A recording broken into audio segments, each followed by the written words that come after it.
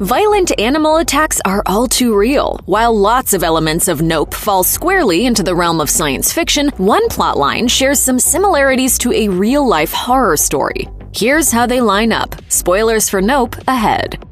Jordan Peele's latest film, Nope, is out in theaters and audiences finally know what the film is actually about. The narrative exemplifies Peele's signature brand of storytelling, examining themes like the pursuit of fame, the dark side of exhibition, and wild animals' relationship with humans. It's an adventure and a horror spectacle about human nature. Untamable beasts play a significant role in the narrative in more ways than one. Siblings OJ and Emerald Haywood are struggling to maintain their father's horse training business after his mysterious death, but that's the least of their problems. Thanks to their neighbor, former child actor and current theme park owner Ricky Jupe Park, their property has inadvertently become home base for a flying extraterrestrial predator. Flashbacks show that Jupe's fascination with the wild creature is no coincidence. As a child, he starred on a sitcom called Gordy's Home, which starred a live chimpanzee alongside a group of human actors. One fateful day, the primate snapped and brutally mauled several actors, including Jupe's young co-star, Mary Jo Elliott, who miraculously survived despite sustaining severe injuries. Though viewers only see the incident from Jupe's limited perspective,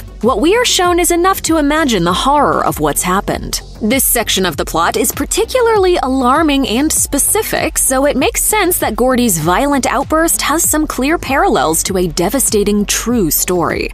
New York Magazine reports that in 1995, Sandra and Jerome Harold paid a Missouri-based breeder $50,000 in exchange for Travis the chimpanzee, raising him from infancy.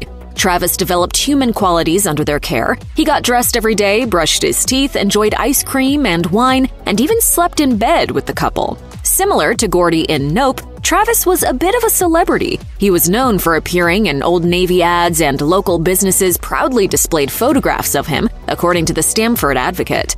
Much like Gordy, Travis existed in a world where he was the center of attention. However, there were warning signs that Travis might not be the obedient pet he seemed to be. The Stamford Advocate also reports that the chimpanzee pulled a woman's arm through the opened window of a parked car in 1996, biting her hard enough to draw blood. In 2003, he jumped out of the Herald's car at an intersection, evading police and his owners for 2 hours. At that time, no charges were pressed, according to New York Magazine. A recurring motif in Nope is the dedication and respect it takes to develop a connection with a wild animal. Assuming obedience is a recipe for disaster, a mistake Jupe makes at the cost of his life. In Travis's case, his perceived domestication likewise did nothing to stop the inevitable. In February 2009, Charla Nash, a friend of Sandra Harold, arrived to help care for Travis, who was 14 years old and 200 pounds at the time.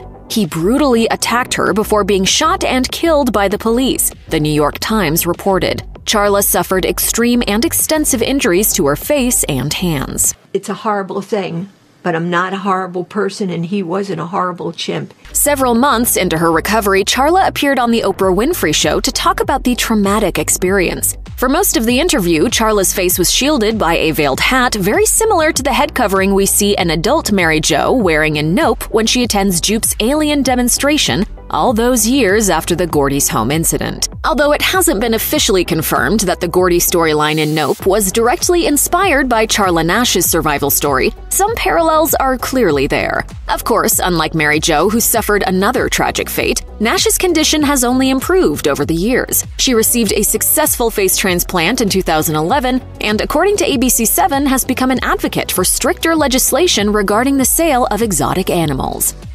Check out one of our newest videos right here, plus even more Looper videos about your favorite movies are coming soon. Subscribe to our YouTube channel and hit the bell so you don't miss a single one.